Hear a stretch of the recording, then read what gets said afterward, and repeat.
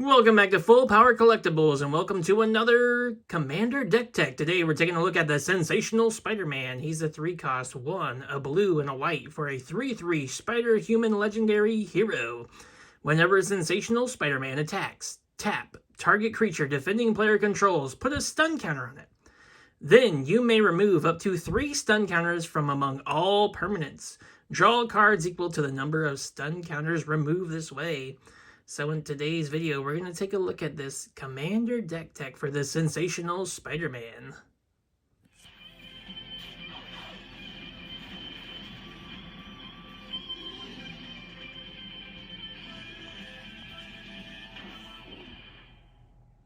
Before we take a look at the full deck list, I thought it would be great to talk about the win cons of the deck. So Jace, Wielder of Mysteries here has this static ability. If you would draw a card while your library has no cards in it, you win the game.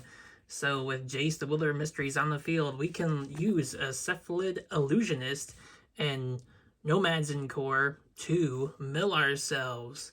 And as long as Jace is on the field, we can activate his ability to draw a card and win the game.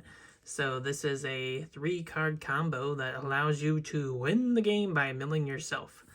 We also have the Laboratory Maniac backup in case someone kills our Jace. It also says if you would draw a card while your library has no cards in it, you win the game instead. So these two, Jace and Laboratory Maniac, are our win the game cards. So that is a combo you can use. The Cephalid Illusionist and the Nomads in Core allow you to mill yourself, and then you win the game with one of these 2 cards as long as you can draw a card. So that is the main strategy of the game. This is our main win con, is to pull off this combo. So we want to draw our whole deck or mill our whole deck or get our whole deck somehow. And that is our main win condition in this deck. Alright, this is a little cheesy way to kill one opponent depending on how many creatures they control. When Assassin's Gauntlet enters the battlefield, attach it to 1 target creature your opponent controls, then tap all creatures target opponent controls. So if your opponent has a bunch of creatures, you play this card, attach it to your Spider-Man, and that will tap all their creatures. Then if you have Mjolnir on the battlefield, when the equipped creature attacks, when equipped, blah blah blah. If you have Mjolnir, when equipped, blah blah blah. Then, if you have Mjolnir, the Stormhammer on the field and attached to Spider-Man as well, whenever the equipped creature attacks, tap target creature defending player controls, put a stun counter on it. Then, when Mjolnir deals damage to each opponent equal to the number of tapped creatures that opponent controls. So with this little combo, you can tap all their creatures and then you can attack, and Mjolnir will deal a bunch of damage to all your opponents depending on how many tapped creatures they have. So this is a way to kill at least one opponent. So yes, if you can find a way to bounce this back to your hand, yeah, you can deal a lot of damage to your opponents and even maybe one-shot kill them depending on how many 1/1s or how many creatures they have on the field. So that is a little backup synergy with this deck, because we do like to tap our opponent's creatures, and we do definitely love putting stun counters on them. And look, Mjolnir is part of the Marvel Universe, so I don't feel too bad about including it. The Assassin's Gauntlets, that's a little awkward, but you know what? You do what you gotta do in today's Magic landscape. So that is another combo in our deck.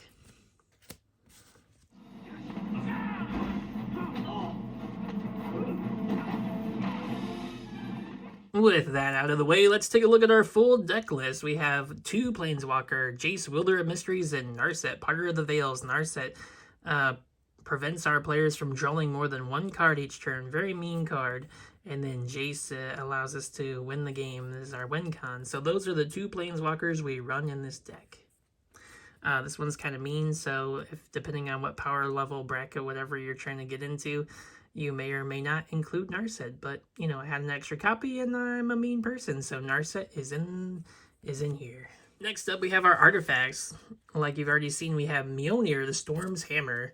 We have the Assassin's Gauntlet. We have a Coalition Relic, Lightning Greaves. This is very important with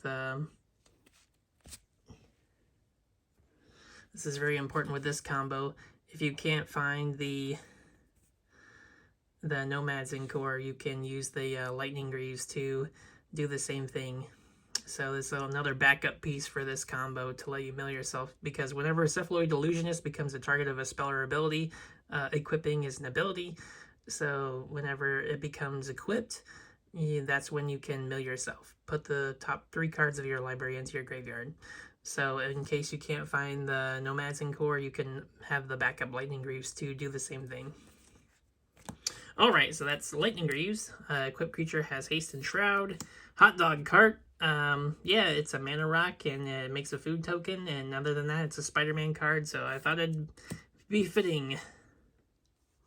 Howl's Crown of Winter allows you to pay 1 to tap target creature. This ability costs 1 less to activate during your turn, so it's free. And then you can sacrifice the crown to draw a card for each tap creature your opponents control. So depending on how many tap creatures they have, you can draw a bunch of cards, and that is the goal in the deck, is to draw a bunch of cards. We have a Soul Ring, because obviously we have a Mox Diamond, and we have Peter Parker's Camera, fitting for this deck. Allows us to pay 2 to remove a film counter from this artifact, to copy the activated or triggered ability you control, choose new copies. So you can use this ability here to copy this triggered ability on Spider-Man whenever he attacks. So you can copy this ability with Peter Parker's Camera. So you can draw 6 cards instead of 3 by removing a bunch of counters. But anyways, yeah, Peter Parker's Camera, pretty cool card. Definitely fitting in a lot of activated and triggered ability decks. That is the last artifact of the deck. Alright, next up we have our creatures. We have our Cephalid Illusionist, which we've referred to multiple times, Nomads in core. We have the Laboratory Maniac, the Watcher of the Water, this tentacle guy. He enters the battlefield tapped with 9 stun counters on him, so this works really well with Spider-Man. Whenever you attack, you can remove 3 stun counters directly from this guy to draw 3 cards, and then you do that twice, then he untaps, and he's on the battlefield. Whenever you draw a card during your opponent's turn, create a 1/1 blue tentacle creature token. We have Wonder, because if it gets in our graveyard, all of our creatures have flying, as long as we control an island, which we have plenty of islands. Ice Flan allows us to enter the battlefield. We put stun counters on stuff, and it has island cycling, so very good to fix our mana in case we need that. Cavalier Gales, whenever he enters the battlefield, draw 3 cards, so he's like a Brainstorm on a Cavalier 5/5 flyer. Sanctuary Wall, pay 3 to tap target creature, put a stun counter on it, and if you do put a stun counter on the wall as well, then we can remove the stun counters from the creature and the wall, and Spider-Man does a stun counter as well. So that's 3 stun counters off of this one ability right here, and Spider-Man attacking. So there's 3 cards. Fairy Vandal, whenever you draw your second card each turn, he gets bigger. Dreamtail Whale, when a player casts their second spell each turn, you proliferate. Proliferate works really good with stun counters. Ambling Stormshell, when this creature attacks, put 3 stun counters on it and draw 3 cards. Then if we attack with Spider-Man, we can also remove the 3 stun counters, so we can draw 6 cards just from this turtle and Spider-Man attacking. Galvanic Giant, draw 4 cards, discard 2 cards. Whenever you cast a spell with 5 or greater mana value, tap target creature opponent controls and put a stun counter on it. Snare Master Sprite, when he enters, you can pay 2 additional to tap a target opponent's creature, put a stun counter on it. We have this Lady's Crown, so now we have Hilda the Icy Crown, so whenever she does a lot of stuff. So whenever you tap an untapped creature an opponent controls, you may pay 1. When you do, choose one of these things, make a 4/4 token, put a +1/+1 counter on each creature you control, or scry 2 and draw a card. A lot of very good abilities there. Vendilion Click, Flash and Flying. Enters the battlefield, look at target player's hand. You may choose a non-land card from it. If you do that, player reveals the chosen card, puts it on the bottom of their library. Then they do get to draw a card. Thrumming Bird, whenever it deals combat damage, you proliferate. Deep Glow Skate, when it enters the battlefield, double the number of each kind of counters on any number of permanents. Very good for doubling all the stun counters everywhere. Ranger Captain of Eos. When he enters, you may search your library for a creature card with a mana value of 1 or less. Reveal it, put it in your hand, and shuffle. Then also has the ability, you may sacrifice this creature. Your opponents cannot cast non-creature spells during this turn. So the one drop we're trying to find with this is our nomads to help us, mill our deck and win the game. So that's what this search ability allows us to find, the nomads in core. The nomads encore. Anyways, the Skyward Spider, Ward 2. It's just a spider creature. Thought it'd be cool to put in here. As long as it's modified, it has flying. So it's not really that great of a card. But you know what? It's a spider, and it's a Spider-Man deck. The Wave Break Hippocamp. Whenever you cast your first spell during each opponent's turn, draw a card. Archmage Ementress.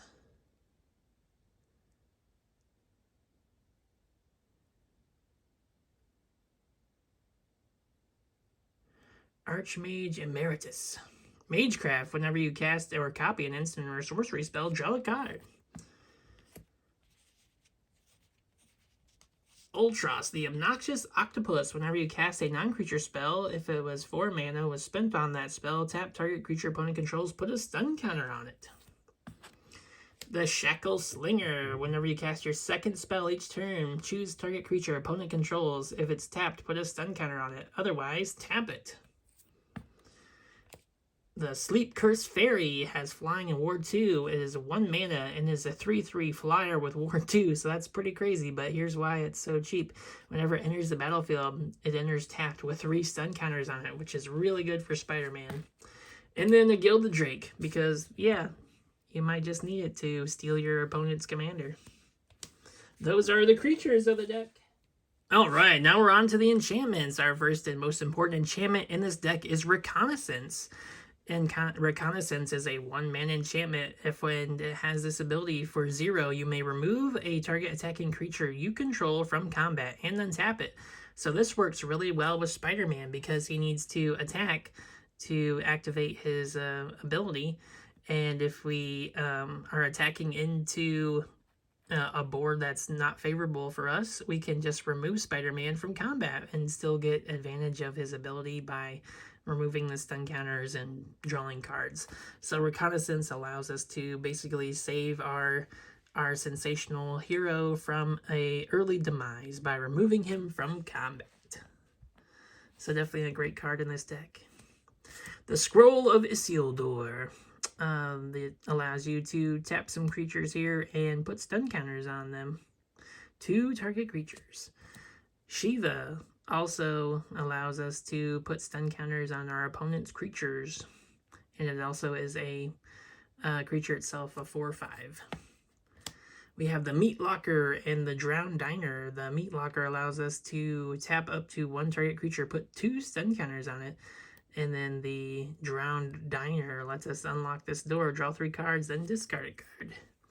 And finally, we have Propaganda, because who doesn't like to hide behind a wall and make it harder for their opponents to attack them? And that's what Propaganda does. Those are the enchantments of the deck. Come on, Peter Tingle.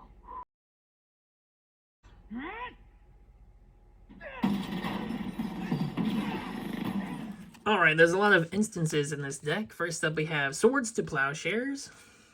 Tezzeret's Gambit, draw 2 cards, proliferate. Great in the stun counter deck. We have a Negate. We have an Opt. We have Hide on the Ceiling, which is a pretty fun card here. Delay. We like to delay things. Mental Misstep. We like to counter things. Counterspell. We really like to counter things. Blue Elemental Blast. Spell Pierce. Out Cold. This allows us to tap up to 2 target creatures and put stun counters on them and then investigate, so we get a clue token out of it. Blue Sun Zenith. If we have enough mana, we can draw a bunch of cards, and then Blue Sun Zenith gets shuffled into our library. Unwind. Counter target non-creature spell, then untap 3 lands. Pretty good. Cryptic Command allows us, very important here, to choose 2. We can counter target spell, return target permanent to its owner's hand, tap all creatures your opponents control. That's very good in this deck with our combos. And yeah, then also we could draw a card. So this is a great Great spell on this deck. Brainstorm. Look at that beautiful Brainstorm. Aetherize. Return all attacking creatures to their owner's hand. So, yeah, in case we need to get rid of our opponent's attacking creatures, there they all go, back to their hand. We have the Unstable Experiment. Pretty good card draw here, and it's got Norman Osborn there, so had to be included in this deck. Whoosh! Return target non-land permanent to its owner's hand. If the spell was kicked, draw the card. Yep, so there's the Vulture and Spider-Gwen there. Dissolve, counter target spell, scry 1. And then we have our fact or fiction. Those are the instances of the deck. Alright, we run a couple of sorceries here. We have a spectacular pileup. All creatures and vehicles lose indestructible until the end of turn. Then you destroy all of them. And it has cycling, so I like that.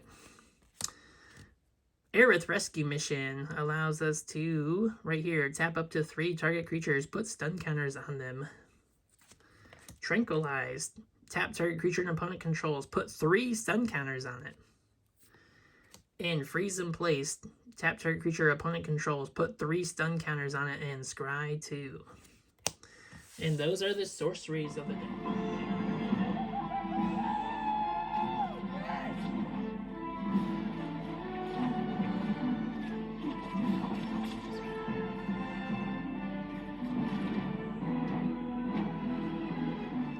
Alright, last up we have our mana base. We have a Ministerith here. We have an Exotic Orchard, Evolving Wilds, Prairie Stream, Cephalid Coliseum, a War Room, Command Tower, a Lonely Arroyo.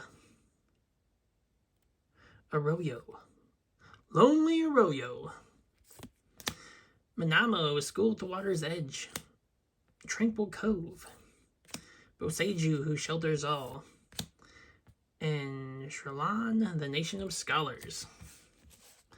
We have our basic lands here. We have 1, 2, 3, 4, 5, 6, 7, 8, 9, 10, 11, 12 plains. 11 plains and 1 snow-covered plains. Then we have 1, 2, 3, 4, 5, 6, 7, 8, 9, 10 islands. And a few of them are snow-covered islands. I want to try to get more of the Spider-Man lands, but I think I only have 1 right now. But I want to try to get some more of these Spider-Man ones for the plains and the islands. Hope you guys enjoyed this sensational Spider-Man video. I'll leave a Moxfield link on the screen and in the description below. Don't forget to check out the deck list. Don't forget to like, comment, and subscribe. And let me know if you're building any Spider-Man commanders, because I heard the set didn't do so hot. Until next time, adios!